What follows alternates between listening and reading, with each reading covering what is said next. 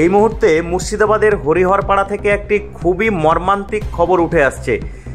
নাতির মৃত্যুর সংবাদ শুনে হৃদরোগে আক্রান্ত হয়ে মৃত্যু দাদিরও। একই পরিবারের দুজনের মৃত্যুতে কার্যত শোকের ছায়া নেমে এসেছে গোটা গ্রাম জুড়ে। ঘটনাটি ঘটেছে হরিহরপাড়া থানার বহরান উত্তরপাড়া গ্রামে।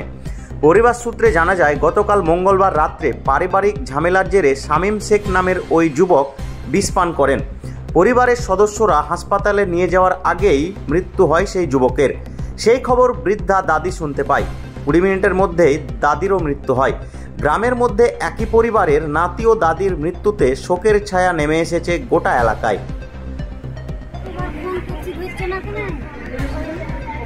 খারাপ